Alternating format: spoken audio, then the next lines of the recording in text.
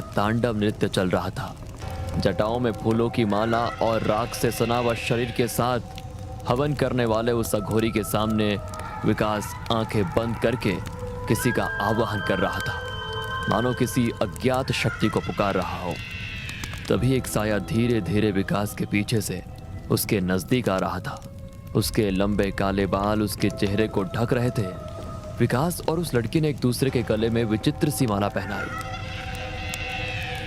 यह एक ऐसे इंसान की कहानी है जिसने कर्ण पिशाचनी को सिद्ध किया था। महाराष्ट्र के ठाणे जिले का मूल निवासी विकास शिंदे ड्राइवर की नौकरी करता था। यह बात करीब 14 साल पहले की है।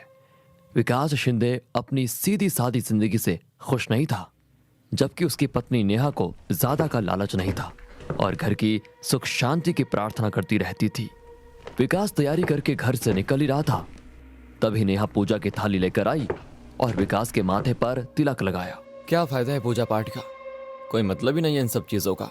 तभी विकास का 10 साल का लड़का वहां पर आकर कहता है, पापा, स्कूल की फीस भरनी है और मेरा स्कूल पिकनिक भी जा रही है।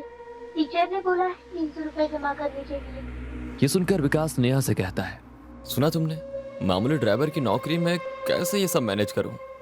इतना बोलकर विकास वहां से निकल जाता है। रात हो चुकी थी। विकास को घर के लिए निकलना था। विकास सोच रहा था कि घर की तरफ कोई भाड़ा मिल जाता तो उतने में वो अपने बच्चे की स्कूल फीस के लिए कुछ पैसे जोड़ पाता। उतने में हाईवे पर उसे कोई हाथ दिखता नजर आया। विकास मन ही मन खुश हुआ कि अब उसे कोई भाड़ा मिलने वाला है, लेकिन उसकी खुशी ज्यादा देर तक नहीं टिकी। उसने गाड़ी रोकी तो वहां पर कोई बाबा थे। उनका रूप डरावना था, शायद कोई अघोरी। उस अघोरी बाबा ने विकास को कहा, बेटा, मुझे 2 किलोमीटर आगे जाना है, मैं बहुत थक चुका हूँ, क्या तुम मुझे छोड़ दोगे। ये सुनकर विकास ने कहा, क्या आपके पास पैसे हैं। पैसे तो नहीं है मेरे पास, लेकिन पैसे से बढ़कर बहुत कुछ है तुम्हें देने के लिए। बाबा, आज के जमाने में पैसा ही तो सब कुछ है। ठीक है, छोड़ देता हूँ आपको, आओ बैठ जाओ। बाबा विकास की गाड़ी में बैठा और उनका सफर शुरू हुआ। बाबा ने विकास से कहा, बेटा, बहुत परेशान लग रहे हो, मुझे बताओ तुम्हारी परेशानी, शायद मैं तुम्हारी मदद कर पाऊं। छोड़िए बाबा, आप क्या मदद कर पाएंगे मेरी, थक गया हूँ इस जिंदगी से। वहां से यहाँ जिंदगी में कोई मजा ही नहीं है। मजा करेगा? तूने मेरी यात्रा करवाई, चल मैं तेरी यात्रा करवाता हूँ। जो तू चाहेगा वही होगा। बोल, है हिम्मत? हिम्मत तो बहुत है बाबा, लेकिन आप मेरे लिए क्या कर पाओगे। अघोरी को पागल मत समझ, बहुत कुछ है मेरे पास, बहुत कुछ। सिद्धियां दूंगा तुझे, सिद्धियां। ऐसी साधना करूंगा तेरे लिए कि सोने चांदी में खेलेगा तू। अमावस्या की रात 12 बजे आ जाना। बड़े बड़े सपने देखने वाला विकास अघोरी की बातें सुनकर लालच में आ गया और ठीक समय पर उस जगह पर पहुंच गया जहां अघोरी ने अपना डेरा जमाया हुआ था। उसने अपनी साधना की शुरुआत कर दी थी। विकास को देखकर अघोरी ने कहा, आ गया बच्चा, अब जैसा मैं कहता हूं तो वैसा कर। आज मैं साधना करूंगा कर्ण पिशाचनी की। वो यहाँ आएगी और तेरी होकर रहेगी। वो तुझे सब कुछ देगी, सब कुछ। तेरे कान में लोगों के राज बताएगी, क्या हुआ था, क्या होने वाला है, क्या हो चुका है, सब जानती है वो। उससे मिलेंगे तुझे लोगों के राज, और वो राज तो लोगों को बताकर करोड़पति बन जाएगा, करोड़पति। विकास कपड़े उतारकर अघोरी के सामने बैठ जाता है और अघोरी जैसा कहता है वो वैसे मंत्र जाप करने लगता है। तभी विकास के पीछे कर्ण पिशाचनी धीरे धीरे उसके नजदीक आ गई। विकास उस लड़की के गले में माला पहनाने वाला था, तभी उसने कहा, रुको, पहले 3 वचन, फिर मैं बनूंगी तुम्हारी। अगर कोई भी वचन तोड़ा तो सब छिन जाएगा, मैं भी चली जाऊंगी, सारी दौलत चली जाएगी, यहाँ तक कि तुम्हारी जान भी जा सकती है। मैं वचन देता हूँ। मेरे बारे में तुम किसी को कुछ नहीं बताओगे। मैं वचन देता हूँ। पत्नी की तरह सिर्फ मुझे ही संतुष्ट करोगे, सिर्फ और सिर्फ मुझे, और वो भी जब भी मैं चाहूँ। मैं वचन देता हूँ। तीसरा और आखिरी वचन, मुझे कभी अनसुना नहीं करोगे, मुझे छोड़कर कभी नहीं जाओगे। मैं वचन देता हूँ। इतनी बात कहकर विकास ने उसे एक विचित्र सी हड्डियों की माला पहनाई। कर्ण पिशाचनी ने अपने हाथ आगे किए तो उसके हाथ में अचानक से वैसे ही माला प्रकट हुई।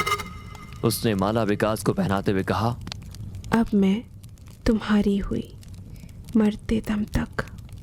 विकास अब टैक्सी के पास आकर रुका। कर्ण पिशाचनी भी उसके साथ खड़ी थी। तभी एक बड़ी सी कार विकास के पास आकर रुकी। उसके ड्राइवर ने विकास से पूछा, सर गोरेगांव जाने के लिए कैसे जाना होगा? मैं रास्ता भटक गया हूँ। ड्राइवर कुछ कह रहा था। तभी कर्ण पिशाचनी ने विकास के कान में कुछ कहा और विकास ने उस गाड़ी के ड्राइवर को कहा, गाड़ी में मंत्री जी है ना, उनसे कहिए कल कैबिनेट की मीटिंग में उन्हें होम मिनिस्ट्री मिलने वाली है।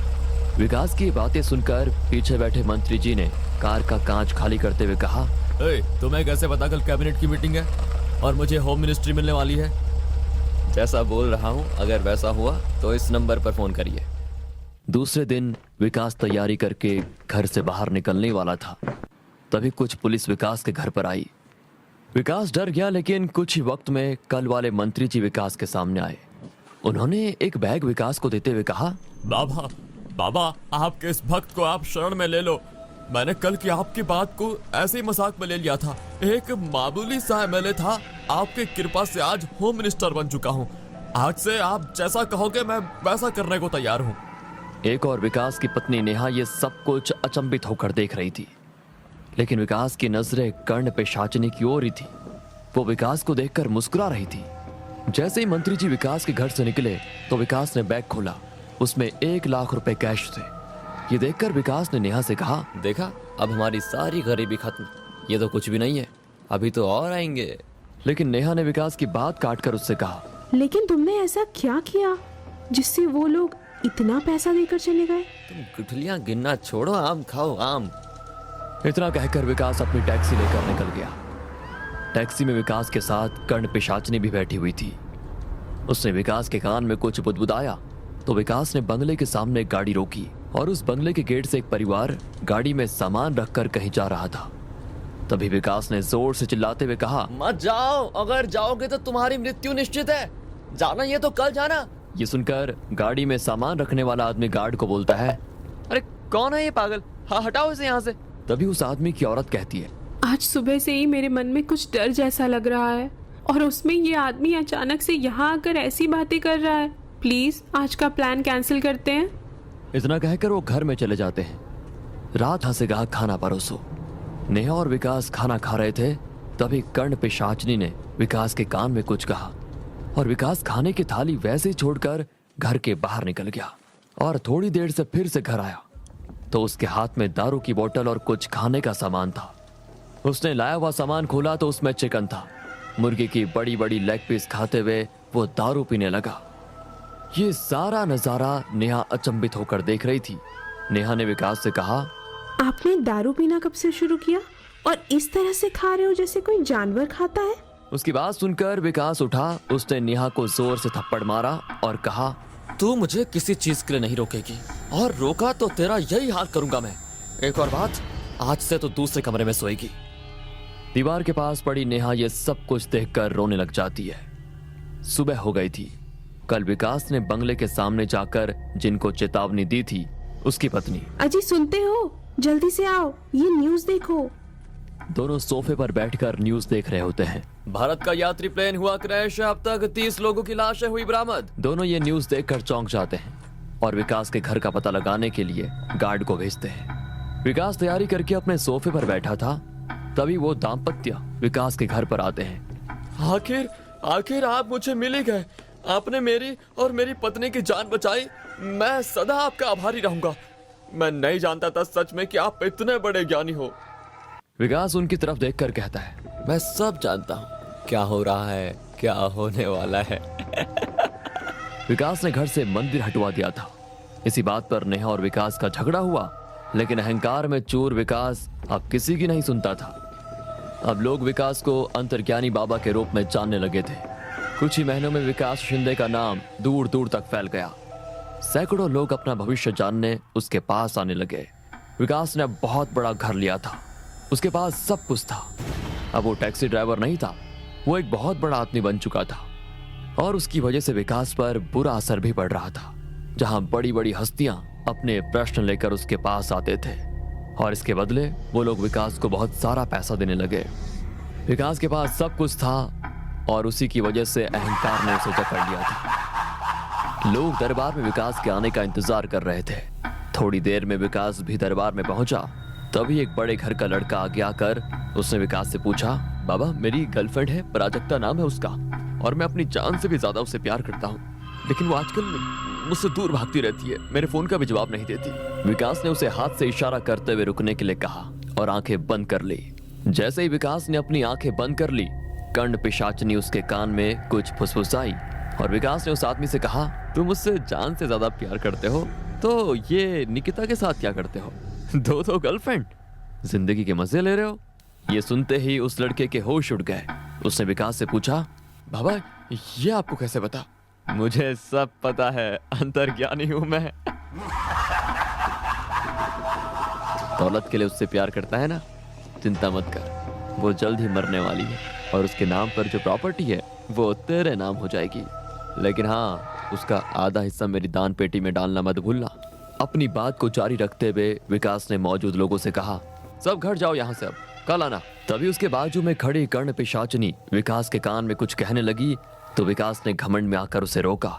जैसे ही विकास ने उसे रोका, कर्ण पिशाचिनी अपने असली रूप में आई और उसने विकास को कहा, मैंने तुम्हें वचन मांगा था, तुम कभी मुझे अनसुना नहीं करोगे। तुमने वचन तोड़ा है, इसका परिणाम तुझे भुगतना पड़ेगा। इतना कहकर वो जोर जोर से विकास के कानों में हंसने लगी और चीखने चिल्लाने लगी। विकास ने अपने कान बंद कर दिए, लेकिन उसकी हंसी की आवाज इतनी जोर जोर से विकास को आ रही थी कि विकास के कानों से खून निकलने लगा और वो वहीं बेहोश होकर नीचे गिर गया। नेहा विकास की पत्नी, उसे कर्ण पिशाचिनी के बारे में अंदाजा हो गया था। उसने उसी अघोरी बाबा को अपने घर में बुलाया जिससे विकास ने सिद्धि प्राप्त की थी।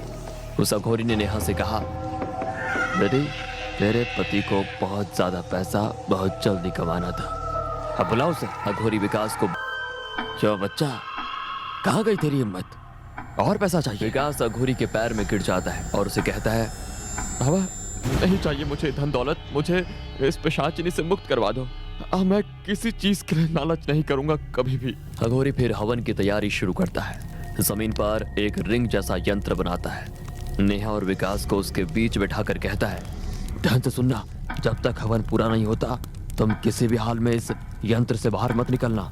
हवन शुरू होते ही कर्ण पिशाचिनी वहां पर आ जाती है और विकास को डराने की कोशिश करते हुए बोलती है, कुछ भी कर, मेरी प्यास अब तेरे से ही बुझेगी। उसका वो भयानक रूप और आवाज सुनकर विकास और नेहा थरथराने लगे, लेकिन उन्होंने ठान लिया था कि कुछ भी हो जाए हवन पूरा होने तक वो वहां से नहीं उठेंगे। लेकिन तभी उन्हें उनका बच्चा, नेहा ने जिसे अपने मायके में भेजा था, वो रोता हुआ उन्हें दरवाजे के पास खड़ा दिखा जो उन्हें पुकार रहा था। मम्मी पापा प्लीज मुझे बचाओ, ये मुझे नहीं छोड़ेगी। उसकी आवाज को सुनकर दोनों का दिल पिघल गया। वो उसे लेने जा ही रहे थे, तभी अघोरी ने हवन की राख पूरे कमरे में फूंक दी और वो बच्चा कर्ण पिशाचिनी में बदल गया। उसके चीखने और रोने की आवाज आने लगी।